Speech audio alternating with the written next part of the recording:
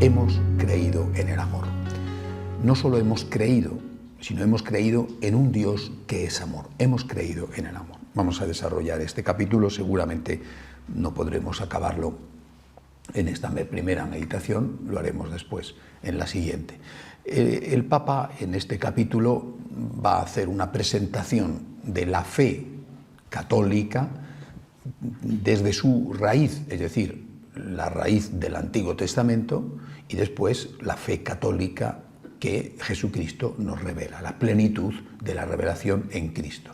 Va a hacer un recorrido siempre desde la perspectiva de la fe, va a hacer un recorrido rápido, porque si no, naturalmente, la encíclica sería un grueso volumen, un recorrido rápido sobre la fe en el Antiguo Testamento, partiendo de Abraham y terminando con Moisés. Realmente deja tantas cosas que no se detiene a desmenuzar.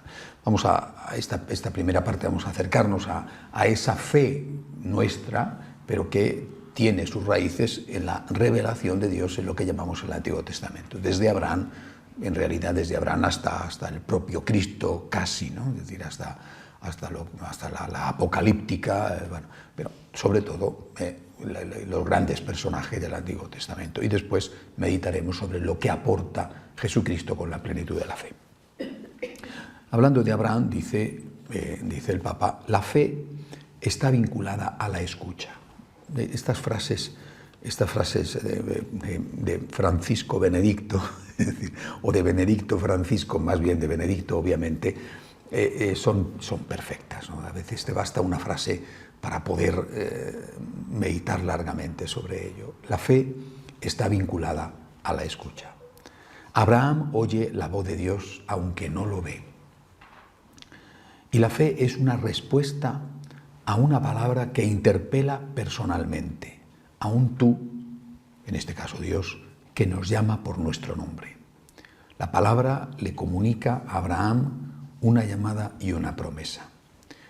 Lo que le pide a Abraham es que se fíe, que sea fiel, en el sentido de confiar en lo que se le ha prometido, incluso cuando no parece que se vaya a cumplir. Vamos a trabajar un poco primero con este párrafo. La fe vinculada a la escucha. ¿Qué significa? La fe de Abraham no está vinculada a una visión. Esto es la primera idea, ¿no? Es decir, no está vinculada a ver, a entender. Una visión es algo, aunque pueda ser una cosa subjetiva y que te engañan o te engañas, es algo que satisface a la razón. Mientras que la palabra oída te deja siempre una oscuridad. No es lo mismo la radio que la televisión. En la televisión lo que manda es la imagen, aunque naturalmente hay sonido, pero a veces la imagen basta. En ese sentido, la radio es más seductora, porque la voz es muy seductora, o puede serlo, pero te permite al que habla engañar. También la televisión engaña, ¿verdad? Porque las imágenes son manipuladas, pero yo pienso en aquel famoso programa radiofónico de Orson Welles, ¿no? Cuando el mundo estaba siendo destruido, conquistado por los extraterrestres, que puso en vilo a la ciudad de Nueva York. Claro, engañaron una vez, pero con la televisión o te montas algo especial con unas imágenes que implican los monstruos entrando en las calles de Nueva York y en la Séptima Avenida, o no hay forma, ¿no? Es decir, nosotros partimos del encuentro con un alguien que mantiene el misterio. Esto para nosotros, los franciscanos de María, que hemos estado trabajando este año en el tema de la fe, esto es un punto fundamental. Y este es el punto de partida. O sea, cuando el Papa va a hablar de nuestra fe, la fe católica, se remonta al origen de nuestra fe, que sería la fe de Abraham, y empieza diciendo que hay siempre un punto de misterio. Alguien te llama, alguien te habla, ese es alguien, no es algo, es un alguien, es un tú, que tú escuchas su voz en tu propio corazón, pero que va a dejarte siempre algo sin aclarar, algo que no vas a terminar de entender. Precisamente por eso es fe. Es decir, esa escucha de la voz de Dios implica necesariamente un acto de confianza. Si todo estuviera claro, no habría necesidad de confianza. O dicho de otra forma, no habría realmente necesidad de fe. El hecho de que exista una sombra, un punto que no termina de estar claro, es lo que va a hacer que la fe sea fe. Es lo que va a hacer que la fe sea meritoria. Porque si todo está claro, ¿qué mérito tiene? Yo me fío de alguien. Me fío de alguien al cual he escuchado, con el cual he tenido una relación, pero que no tengo todo absolutamente claro. Es decir, no lo he visto en el sentido de cortar, medir y pesar. Esto traducido a nuestro mundo es fundamental, porque cuando te dicen, no, yo no me fío de nadie, yo tengo que tener todo lleno de pruebas. Y pues no puedes relacionarte no solamente con Dios, sino que no puedes relacionarte con el prójimo, porque en tu relación con el prójimo necesariamente entra la confianza. En la relación del esposo con la esposa, de la esposa con el esposo, en la relación de los amigos. Es una confianza arriesgada, porque te puede estar engañando. Por supuesto que sí, pero o corres ese riesgo o no te relacionas con nadie, porque es imposible la certeza absoluta en todo y con todos. Es imposible, imposible. Por lo tanto, nosotros que estamos escuchando una voz, no viéndola, no, Abraham no ve a Dios. Después aparecerá quien lo ve, que es el mediador. En este mismo capítulo, si me da tiempo, hablaremos de Moisés, porque el Papa lo presenta en la encíclica, ¿no? Moisés sí que ve a Dios. Es decir, hay un mediador que va a ver, pero Abraham no empieza viendo, empieza escuchando. Y por lo tanto, en el origen de la fe hay un acto de riesgo, de confianza. Esto es fundamental tenerlo claro y también en su momento enseñarlo. Yo quiero tenerlo todo claro. No puedes tenerlo no solamente en tu relación con Dios, sino en tu relación con nadie. Simplemente no puedes. Yo quiero tener los pies asentados sobre una roca absolutamente firme. No puedes tenerlo ni con Dios ni con nadie. Y de hecho, y vuelvo a la introducción, cuando decides no fiarte de Dios, porque no lo tienes suficientemente claro, terminas por dar tu confianza a quien la merece muchísimo menos que Dios. Es decir, cuando un hombre como Nietzsche ridiculiza a Dios y dice que es el camino de la oscuridad, está a la vez ensalzando y preparando el camino para que llegue Hitler. Y entonces los que no se han querido fiar de Dios porque no podían cortar, medir y pesar a ese Dios, someterlo a un proceso de laboratorio y verlo bajo un microscopio, terminan por fiarse de Hitler, que conduce a la Segunda Guerra Mundial y que conduce a las matanzas. Esta es la realidad. Esto para empezar, ¿no? lo que el Papa está diciendo de nuestra fe. Después pasa de Abraham al pueblo de Israel. La fe del pueblo de Israel es una fe que tiene en cuenta la memoria. Para Israel, la luz de Dios brilla a través de la memoria de las obras realizadas por el Señor, conmemoradas y confesadas en el culto, transmitidas de padres a hijos. Este es un punto que, hablo para nosotros, desde luego, los franciscanos de María, es muy importante,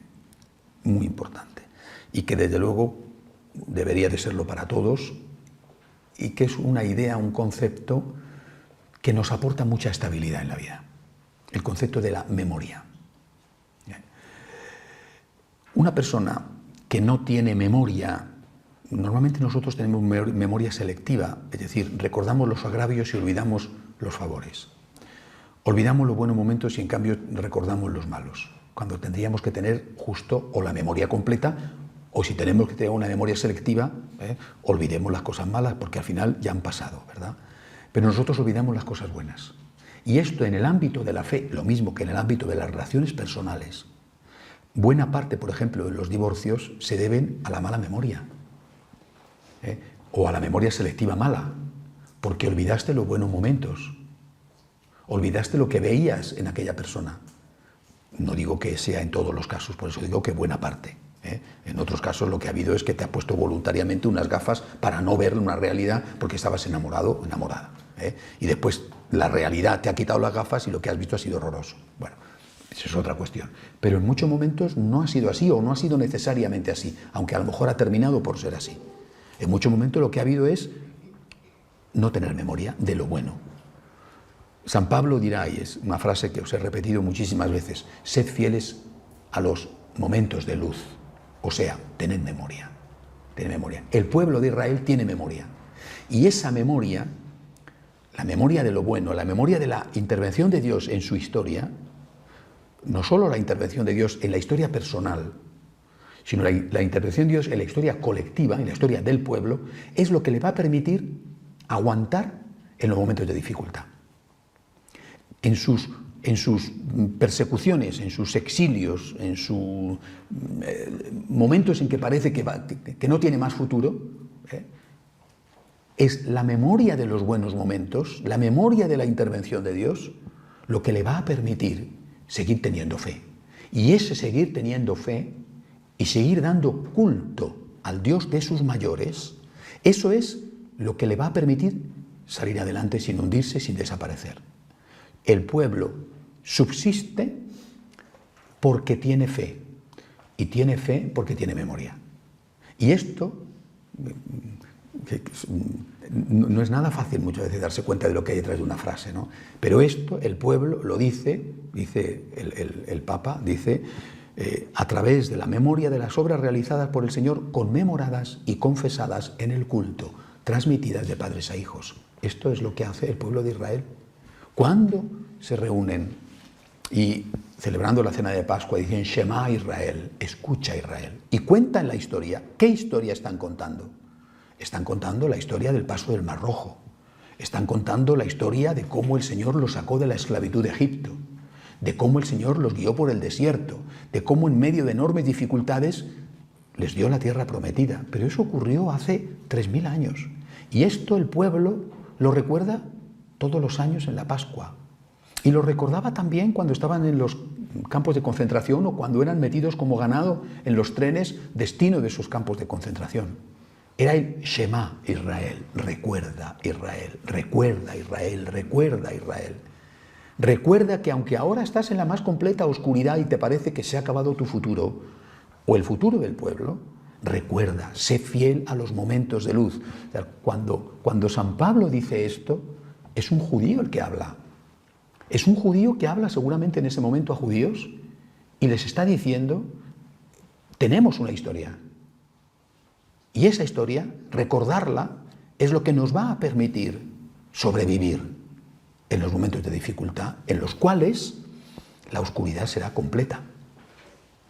La memoria, ser fieles a los momentos de luz, esa memoria va a ser la estrella que en medio de la noche sigue brillando y que te permite encontrar el camino y no desorientarte.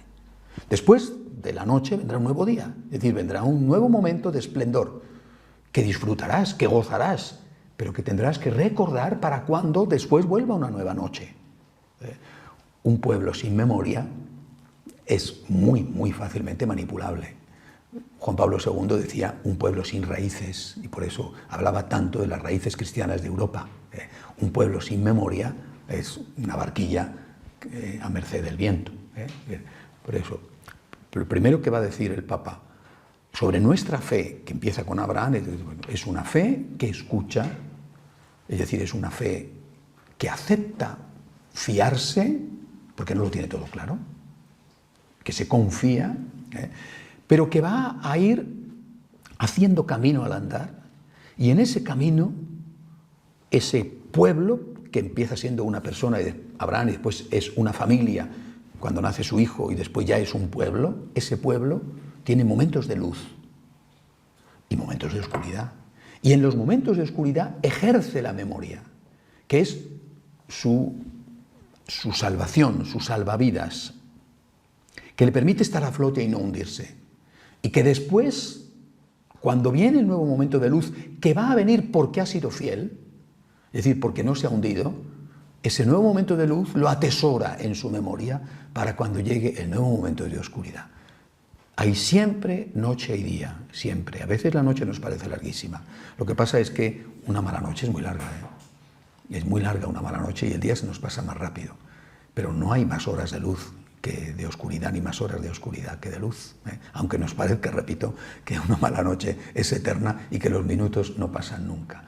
Santa Teresa decía que al final la vida no es más que una mala noche en una mala posada, ¿no? Es decir, que también eso pasa, aunque insisto, parece que no va a pasar nunca. Sigue diciendo el Papa en la encíclica. Pero también en la historia del pueblo de Israel hay pecado. Y este cae en la tentación de la incredulidad. Es decir, no solamente en el pueblo, en la historia del pueblo, ha habido fe, confianza. A pesar de no ver y no entender y de estar en el exilio de Babilonia o en la Shoah, en los campos de concentración nazis, yo confío. Dice, no solamente ha habido esto, su historia no ha sido una historia de fidelidad, también ha sido una historia de pecado. Dice, y el pecado contra la fe, que no solamente existe el pecado contra la fe, pero estamos hablando de la fe, el pecado contra la fe se manifiesta, dice, en la tentación de la incredulidad. Cuando he leído este texto, me he dado cuenta realmente de la sabiduría del Papa, porque ¿qué es para nosotros incredulidad, para nosotros hombres contemporáneos? Incredulidad, un incrédulo, es alguien que no cree en Dios o en nadie, un incrédulo. Bueno, pero esto no es verdad, no es verdad. Y pone un ejemplo, el Papa, dice, esta incredulidad no se manifiesta como ateísmo, como no creer, sino como idolatría. Mientras Moisés habla con Dios en el Sinaí, el pueblo no soporta el misterio del rostro oculto de Dios, no aguanta el tiempo de la espera y se pone a adorar a aquel Dios hecho por ellos mismos, el becerro de oro, ¿verdad? Que, bueno, lo habían recogido, lo habían hecho los herreros a base de recoger el oro que llevaban las mujeres judías, ¿no? Las mujeres israelitas. Es decir, el hombre no es capaz de vivir sin fe. No es capaz. Vuelvo a la idea que os decía antes de Chesterton. Cuando el hombre no cree en Dios, es capaz de creer en cualquier cosa. El hombre siempre cree. Estamos hechos para creer. ¿En qué? ¿En quién? O creemos en el Dios verdadero o creemos en un Dios falso. En ese becerro de oro. O en muchos dioses. Pero siempre creemos. Lo que pasa es que unos te engañan y el otro da la vida por ti. Esa va a ser la diferencia y eso va a ser lo que nos enseñe precisamente Jesucristo. La fe, por su propia naturaleza, sigue diciendo el Papa, requiere renunciar a la posesión inmediata que parece ofrecer la visión. En lugar de tener fe en Dios, se prefiere adorar al ídolo cuyo rostro se puede mirar, cuyo origen es conocido porque lo hemos hecho nosotros. Ante el ídolo no hay riesgo de una llamada que haga salir de las propias seguridades, porque los ídolos tienen boca y no hablan. Vemos entonces que el ídolo es un pretexto para ponerse a sí mismo en el centro de la realidad, adorando la obra de las propias manos. La idolatría no presenta un camino, sino una multitud de senderos que no llevan a ninguna parte. Quien no quiere fiarse de Dios se ve obligado a escuchar las voces de tantos ídolos que le gritan, fíate de mí. Es una radiografía perfecta de nuestra época.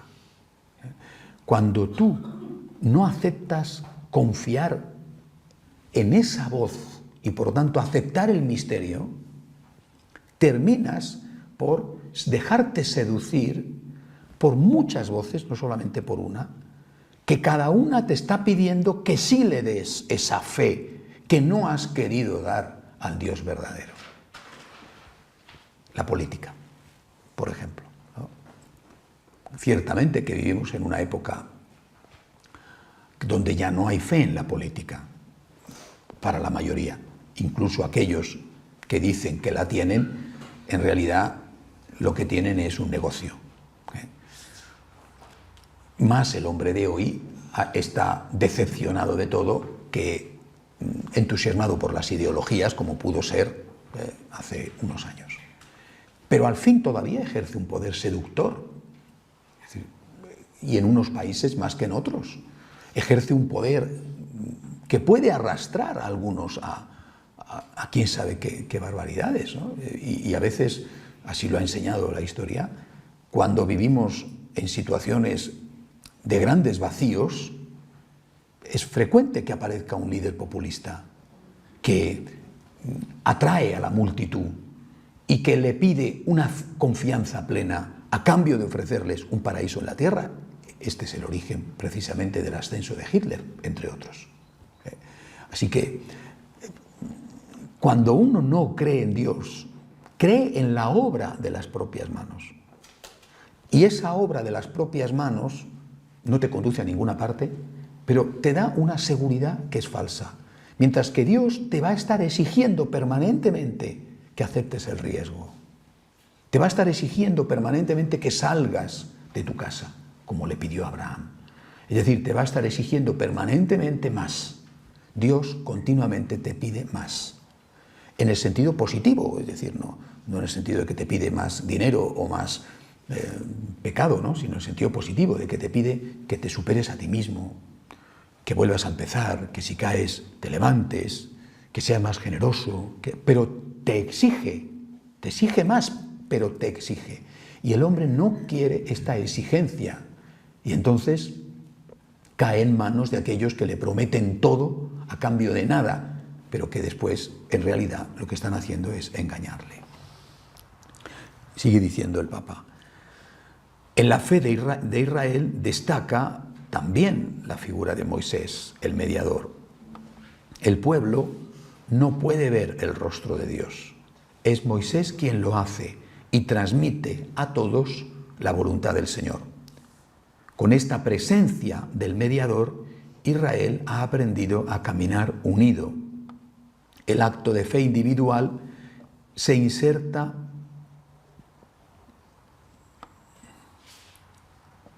en una comunidad, en el nosotros común del pueblo que en la fe es como un solo hombre.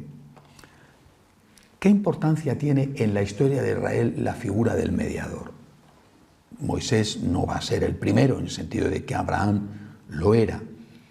Pero Abraham, que es el primero que tiene fe, el padre en la fe, toma las decisiones personalmente y los demás le siguen porque están obligados a él. Por ejemplo, su esposa Sara, sus criados, sale de Ur de Caldea en busca de la tierra prometida. Ha escuchado una voz, no ha tenido una visión, no lo tiene todo claro, pero ha decidido fiarse de esa voz. Y esa voz le ha dado una promesa y él ha emprendido un camino con riesgo. Un camino que ciertamente va a pasar por momentos de gran dificultad. El hijo no viene y cuando viene la voz le pide que lo mate. Y Abraham se fía. Pero Abraham es único, es él es el protagonista, el jefe de su casa. Incluso su hijo Isaac va a obedecerle.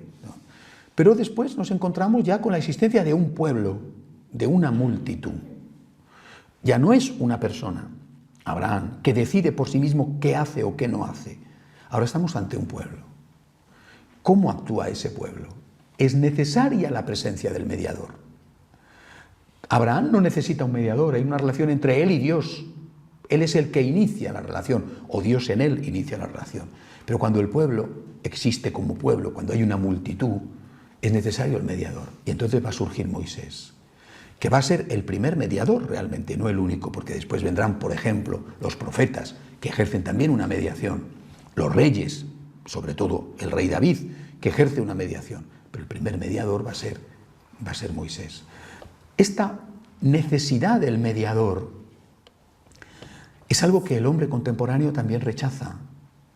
El Papa cita en la encíclica una frase de Rousseau, de filósofo francés, uno de los padres de la Ilustración francesa.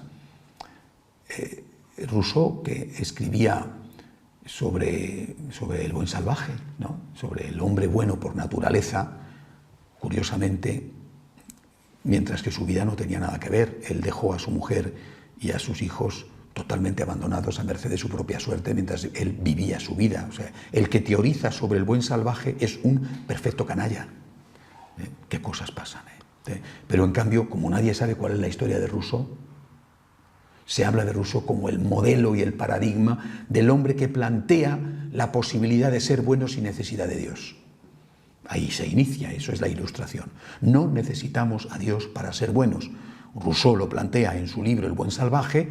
Voltaire va a dar un golpe terrible a la Iglesia llamándola la infame, aquel écrasez l'infâme, matad, aplastad a la infame, ¿verdad? O posteriormente Rudyard Kipling lo lleva a una novela y se inventa la historia de Mowgli, el niño de la selva, ¿vale? Pero el fondo es el mismo, ¿eh? No hace falta Dios para ser bueno. Esto se demuestra absolutamente como mentira, empezando por la vida personal de cada uno de ellos. En cualquier caso, el hombre de hoy, y vuelvo a citar a Rousseau, el hombre de hoy no acepta la mediación. Decía Rousseau, ¿por qué tengo que tener tantos mediadores entre Dios y yo? Abraham, Moisés, los profetas, Jesucristo. ¿Es que no puedo yo relacionarme directamente con Dios? Este Rousseau que habla así es el hombre contemporáneo. ¿Cuántas veces hemos escuchado decir yo y Dios? O Dios y yo. O yo creo en Dios pero no creo en la Iglesia. O yo creo en Dios pero no creo en los curas. El fondo es el rechazo de la mediación. El fondo es decir, yo quiero hacerme mi fe. Este es el fondo, ¿no? Yo quiero hacerme mi fe. No, yo quiero tener mi relación con Dios personal. Por supuesto que tienes que tener tu relación con Dios personal. El pertenecer a un pueblo no te anula, no te aniquila, no suprime tu individualidad. No somos un grano perdido en un granero que no existe por sí mismo. Dios nos llama individualmente. Hay una relación de tú a tú entre el Señor y nosotros, entre nosotros y el Señor. Es una voz la que te llama por tu nombre, con un tono diferente a cada uno de nosotros, como el Señor en la mañana de Pascua llama a la Magdalena, y la Magdalena, que no le ha identificado cuando le ha visto, sí que le identifica cuando le oye, porque es la voz la que es única. Y esa voz es la que a cada uno de nosotros nos llama por el nombre con un timbre que hemos aprendido a identificar. El propio Jesús dirá, las ovejas escuchan mi voz. Esa voz nos hace capaces de seguirle porque la identificamos como la única que nos ha dado ya en el pasado una felicidad que siempre añoramos. El hombre no está, cuando decimos que nosotros necesitamos al mediador, no está rechazando el hombre creyente, no está rechazando la relación personal con Dios. En cambio, cuando negamos la existencia del mediador, lo que estamos reclamando en el fondo es poder hacernos una fe a nuestra medida, poder hacernos un ídolo, poder hacernos un Dios subjetivo que no nos incomode, que no nos pida cosas que nos cuestan. Un Dios que nos permita tener la tranquilidad de conciencia y a la vez una fe siempre políticamente correcta. Es decir, un Dios en el que podamos creer, pero que no nos obligue a enfrentarnos ni con nuestras tentaciones, y podamos, por tanto, sucumbir a ellas, ni con las tentaciones del mundo que nos rodea. Es decir, las tentaciones de un mundo que siempre te va a decir, si echas un puñado de incienso ante el altar del ídolo, te dejaré en paz. Tú podrás vivir tu fe, si no te digo que no. Adora a tu Dios, si no te digo que no. Pero tienes que adorar también a este ídolo, que es, en el caso de los romanos, el ídolo era el emperador. Si tú eres políticamente correcto, entonces sí podrás tener tu fe subjetiva. Pero si no eres políticamente correcto, no podrás tener tu fe subjetiva y serás perseguido. ¿Y quién es el que te impide esa claudicación? El mediador. El mediador te recuerda que Dios existe, que Dios es objetivo, que cuáles son sus enseñanzas. El mediador te impide manipular la fe y adaptarla a tu comodidad, a tus necesidades o a ese ser políticamente correcto. Esta es la existencia de Moisés como mediador. Obviamente el gran mediador será Jesucristo y obviamente la mediadora será la Iglesia. Sigue diciendo el Papa. El acto de fe individual se inserta en una comunidad, en el nosotros común del pueblo, que en la fe es como un solo hombre. La mediación no significa un obstáculo, como nos dicen hoy, como decía Rousseau. Yo quiero relacionarme con Dios. Dios y yo. No necesito a la Iglesia para nada. Me molestan los curas, me molesta la Iglesia. Esta voz ha sonado fuerte, sigue sonando fuerte. En el momento en que el Papa está escribiendo esto está en todos los periódicos del mundo. La Iglesia corrupta. No la Iglesia santa, la Iglesia corrupta. La Iglesia un nido de víboras. La Iglesia ya no es mediadora, porque la Iglesia nos separa de Dios.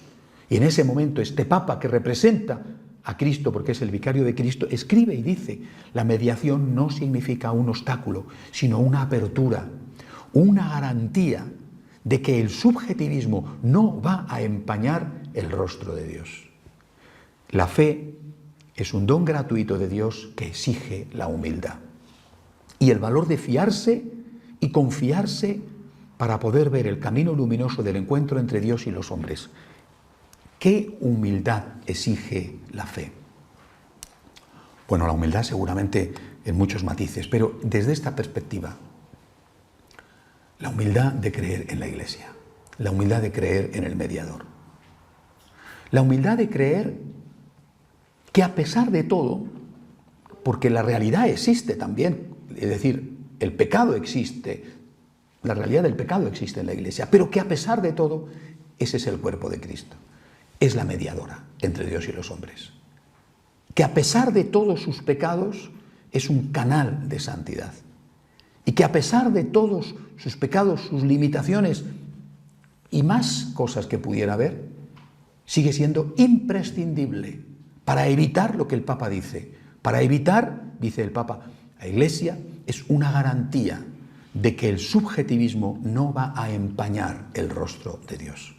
Esta es la humildad que yo tengo que tener. Cuando no tengo esta humildad, ¿qué tengo? La soberbia de creer que la Iglesia es pecadora, pero yo no. Que la Iglesia es hipócrita, pero yo no. Esa es la soberbia. Esa respuesta simpatiquísima, pero perfecta, de la Madre Angélica, la fundadora del canal televisión EWTN, cuando alguien le dice: yo no voy a la Iglesia porque en la Iglesia hay muchos hipócritas. Y ella le contesta: pues venga usted, que siempre habrá sitio para uno más. Es una clase de teología. Pues siempre habrá sitio para uno más. Oiga, es que usted no lo es. Es que usted no lo es. Usted, que rechaza la mediación de la Iglesia porque dice es la gran prostituta, como la llaman así las sectas, ¿no? Es la gran Babilonia de que hablaba el Antiguo Testamento. La Iglesia es la gran pecadora. Y ellos, que están siendo después expoliados por sus líderes, no hace mucho un pastor converso escribía, yo lo leía hace poco, y decía: es verdad que en los templos católicos hay riqueza. Es verdad. Está la riqueza en el sagrario, en las copas doradas con que damos culto a Dios. Pero en las sectas protestantes la riqueza está en los bolsillos de los pastores. Y en la pura realidad. Es decir, si tú no eres suficientemente humilde como para aceptar que la Iglesia es mediadora a pesar de sus pecados, y por tanto para permanecer en ella, y te conviertes en un soberbio que te consideras superior y que crees que no la necesitas para relacionarte con Dios, lo primero que te va a ocurrir es que el subjetivismo te va a poder ya, pronto, más pronto de lo que te imaginas, porque ya ha empezado. Pero es que además de eso, tu pecado de soberbia es mucho mayor que el pecado que existe ciertamente, del cual tú estás acusando a la Iglesia. Esta es la importancia del mediador. Es decir, Abraham va a hacer un acto de fe individual, va a ser el que lo inicia. Después existe el pueblo. Este pueblo sobrevive en las vicisitudes de la historia gracias a la memoria, pero este pueblo sobrevive también gracias a la mediación. Empieza a tener un mediador, el primer gran mediador va a ser Moisés, el mediador definitivo va a ser Jesucristo, pero este mediador definitivo que es Jesucristo se continúa en la historia a través de la Iglesia, que es el cuerpo místico de Cristo. Bueno, yo creo que aquí tenemos unas cuantas cosas para meditar también sobre nosotros, sobre nuestra fe, cómo es nuestra fe. Y también, por supuesto, para poder argumentar a aquellos que atacan a la Iglesia y ridiculizan nuestra fe porque nos dicen que nosotros hemos renunciado a pensar. Cardenal Newman, el beato Cardenal Newman, cuando se convirtió del anglicanismo, sus antiguos amigos anglicanos le dijeron: tú has entrado en una iglesia que te obliga a cortarte la cabeza. Y él, con aquel fino humor inglés que tenía, decía: cuando entro en la iglesia nunca me piden que me corte la cabeza, solo me piden que me quite el sombrero. Nosotros, cuando entramos en la iglesia, no renunciamos a pensar, lo que renunciamos es a tener la soberbia de creer que somos perfectos y que somos mejores que los demás.